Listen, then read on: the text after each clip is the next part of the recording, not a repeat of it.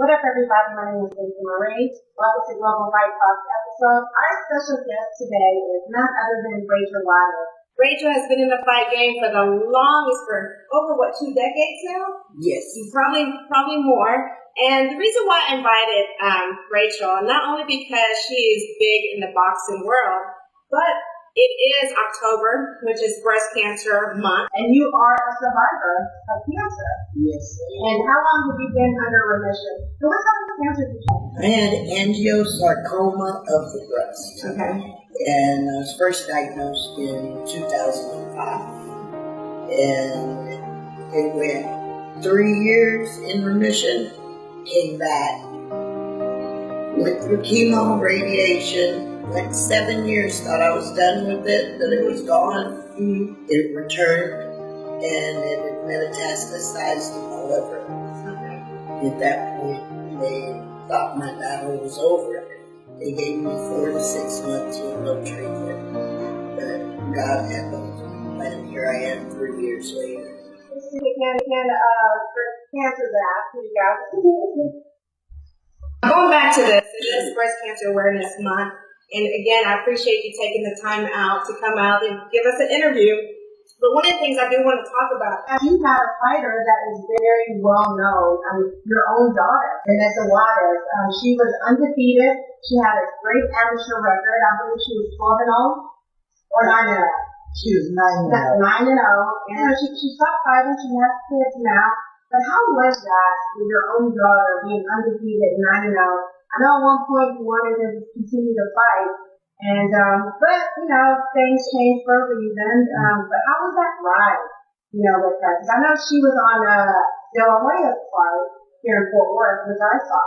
Yeah, out of her 9 fights she had, 7 of them were all televised cards. Mm-hmm. She fought on Top Rank, Golden Boy, and Evander Holyfield had a card this morning. She was on that card. She was very, very fortunate. She had Julio Cesar Chavez warm her up before a fight. She had Lennox Lewis come give her pointers and tell her how impressed he was with her, and even get her autograph.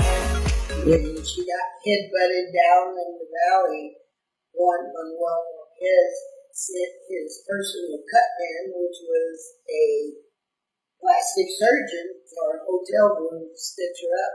Oh, wow. He said she was too pretty. He didn't want him to just super glue her nose. Right. Her pediatrician said that was the best stitching he could see. Right. But it was wonderful being able to see all these famous people, obviously. At the same time, when she left the sport, it did hurt. Yeah. And, knowing 10 years in the amateurs, working so hard, trying to make that Olympic team. Then when she made the U.S. team, she went to Russia to represent the United States in the Women's Worlds. Then they told them, well, we're going to wait till the next Olympics, which would have been another 4 years before they allowed the females. And that's when she went to her dad and said, you know what, I think I'm going to go ahead and fight pro. Right. Why? In 4 years, they could say it's going to be another 4 years. Right.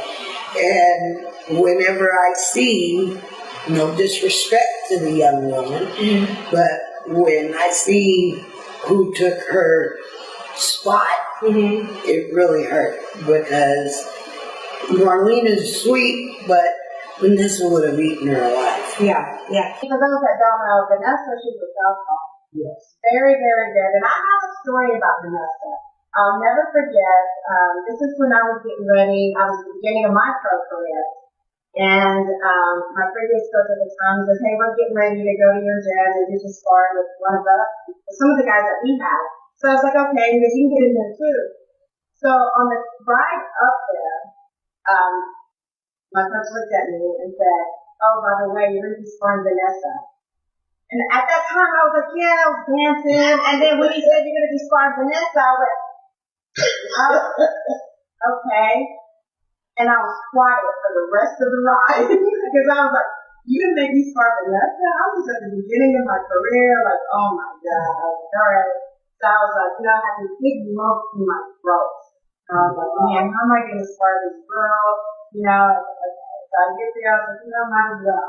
We might as well get in there. So when I got there, I don't know, I think it might have been Paul who said, the actress Vanessa here. He was, oh no, she couldn't make it. And I was like, oh, God. Thank God.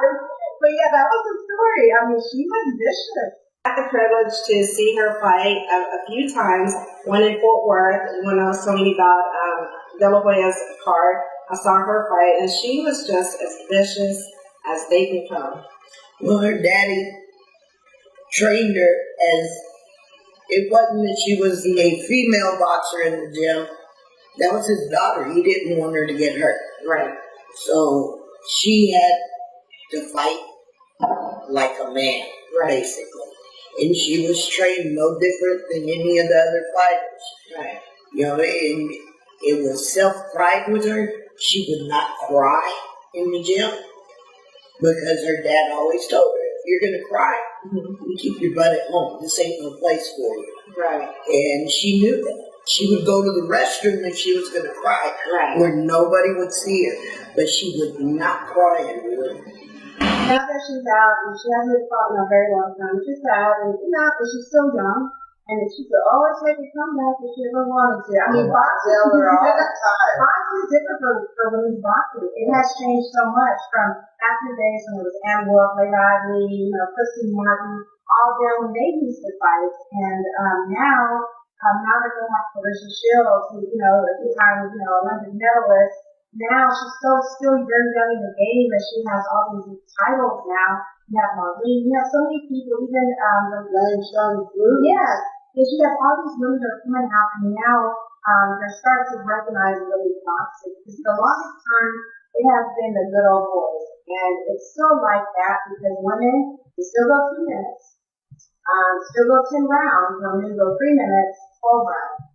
I know Marlene, she fought 3 minutes, but there was other people prior to the who fought 3-minute round. But it's still slowly getting there. I know there's a huge fight card that's coming up. It's Shelly Vincent versus Hardy. I forgot her first name. They're going to be fighting on HBO. Oh, wow. Yeah, on TV. So, which is really, really good for them. This is a rematch. So for women to be fighting on TV, I know Clarissa's been there a few times, and Showtime has gave her much love. I wonder what's going to happen now with that, because HBO has not televised women's fights. But this is going to be a first one, and I'm excited for women's boxing. It came a long way from back in the day. A very long way. Yeah, so I'm excited. So like I said, this could be, if she decided to come back, women's boxing out there now. It's slow, but it's getting there. Let's talk about the amateur career. You're part of USA Boxing. Yes. What do you do specifically for them? I'm a level 3 official. Okay. I help with staff at nationals when they need help. I work here locally as a supervisor at ringside. I judge, timekeep, clerk. Pretty much anything they need help with, I help with. Right. Well, you stay very busy in the game. You went from having fighters, and that's wasn't your only fighter. You had some other fighters as well. I mean, you're in the amateur game still. And plus, you and your husband are very well known from all these big-time promoters. With your ring, you rent out your ring. And I always tell people when you see that lady, I say she's very, very important. That ring is the reason why they have this card. How did you get into that business? Started years ago, probably over 20 years ago. Paulie Ayala, we were training out of his gym when our gym had just got up and going. And his promoter at the time had a ring, and he hired us to set the ring up for him. Right. So we started setting it up. Well, then other people started calling, and I was like, well, you got to go talk to them. It's their ring. And they were like, no, you could rent it out and do it, and it'll help your team out. And for years we did that to help the cost of travel, because we were traveling all over the place. As time went on, one of my friends, Lester, had told me, you know, these big cards like at American Airlines and down at the Cowboy Stadium, they need 24-footers. So if you get a 24-footer, then we could use you even more. So we purchased our second room. Then we got the 24-footer. So most of the small fights here locally, we do the 20-footer. But usually, like at the Nationals, when they were in Dallas, the USA Championships, they required a 24-footer, so we rented the 24-footer, and when Pacquiao fought, he fought in our 24-footer. How is it that, I mean, you went up to, your ring to the big-time promoters, and you said Pacquiao fought on your ring, right, with the so do you get to meet these guys, or do you take this out too? Do you ever make pictures with them? I don't know. You just don't post them? No. Really? Well, I've got the before technology. Yeah. You know, right. I've got printed photos, but it's like, as time has gone on, I lost that eagerness to get up and rub elbows with them. I take pictures with them, but I'm like, God, I know these people are tired of people messing with them. I get to see them. I'm right there close to them. But do they know you're the lady behind that ring? Yeah. Yes. Yeah. Yeah, so they want to rub elbows with you. Without the ring, they cannot. Right, exactly. So you're very important to these people. Very important. Now let's talk about these fighters in DFW that are coming up. You know, you got Ray Jimenez. He's up and coming. You got, Carl Spence that everybody's dodging. I mean, there's so many other local talents that is up and coming from here. Grown so much. Since from 2 years ago when I was so active in it. Who's your favorite fighter right now? And I don't want to probably put it out there for people like, oh, Rachel said I'm not her favorite fighter. But who do you like? Who do you enjoy watching in the ring from here? From here? Yeah. Virgil Peace. Oh, yeah, he's good. He's just got that natural talent. From the time he was 8, 9 years old boxing, he had that little spark that you knew if you see him, he's going to be somebody. All sticks. And he's another one. Yeah. As an amateur, watching him come up the ranks, it's like, it's just something that you can't learn in the gym. Right. It's something you're born with. It's a gift. Yeah, definitely is. Do you ever look at these fights because you're an official? You've worked, those pro fights and stuff like that when your daughter was fighting and other pro fighters, because you have your own gym. Do you ever look at them and want to give them advice, or do they ever come to you for advice? Early in their careers, yes, they did. Mm-hmm. I mean, there were several of them. Baby Bull from Houston. Yes. I loved him. I mean, now he's an attorney. He's an attorney. Now he's an attorney, and I think he's got a bus business too. Oh, really? He invested well. Yeah, he's very smart. Well. Got in and got out. And then the twins, the Charlo. Oh, yeah. What do you think about Jamel fighting Canelo? That's gonna be tough. Tough for who? On both. On both. I gotta say it, I'm a diehard Canelo fan. Mm-hmm. But my baby, he's come a long way. Him and his brother. Yeah. And he's got that hunger. Mm-hmm. He's a big guy. He's 6 footer. What, Canelo's like about 5'11"? That's gonna make a big difference in their reach. Definitely. So do you think Canelo would have to stay inside the pocket with Charlo? Of course. Yeah. That's the only way. Yeah. There's no way he can out-jab him. No. That's not gonna happen. No. So what did you think about the Canelo and Triple G fight? The second rematch? The second rematch. Honestly. The second fight was just the rematch, yes. Canelo won. Yeah. I seen hands down. If they would have called it a draw, I would have been okay with that. Yeah. But now the first one, they did Triple G wrong. Yeah, I thought. I really do think Triple G won the first one. I really thought the first one. I thought, Golovkin won. I thought the second one, it was a closer fight, but I thought I gave it a notch to Canelo. Yes. I really don't want to see a third fight, to be honest. You've seen all you can see out of both of them. Exactly. One of the things that I knew about Triple G, he gets hit a lot. He doesn't move his head that much. So now they're saying that in order for Charlo to fight Canelo, they're going to pick the winner between Triple G and Charlo. So that's another fantasy fight they're talking about. And I say fantasy because we never know. The fantasy was Canelo and Charlo. That didn't happen. Canelo moved up in weight to fight someone else, and people were talking about that fight. That is a B-plus fighter. And so we don't understand what's happened, but that is a fantasy fight. The commission had a meeting, and they said in order for Canelo to keep that title, he would have to fight Charlo, but that didn't happen. I don't think that maybe that's a smart move right now. What do you think? He should have fought Charlo. Yeah. And defended it. But in this game, I found out years ago, money talks, bullshit walk, right? And that's the bottom line. Yeah. It's all about the Benjamins. And I mean, that's the reality of it. Years and years ago, it wasn't about that. It was about who held the title, who was in that weight class. You had to fight the best to be the best.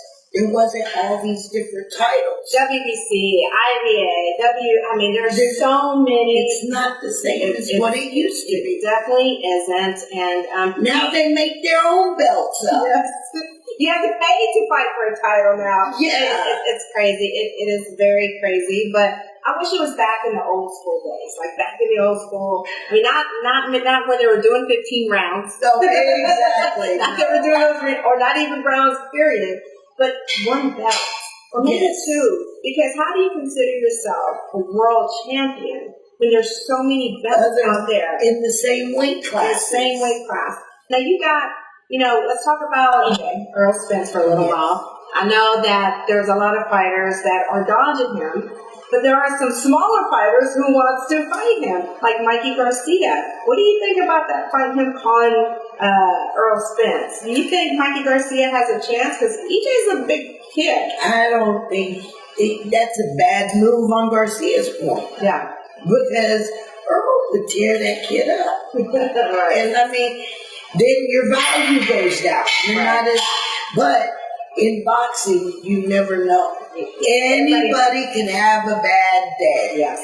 And to be highlighted the way Earl Spence has been highlighted, just to get in and tap into the viewers can make a world of difference. So it's kind of playing Russian roulette in his case. Another fighter's Crawford.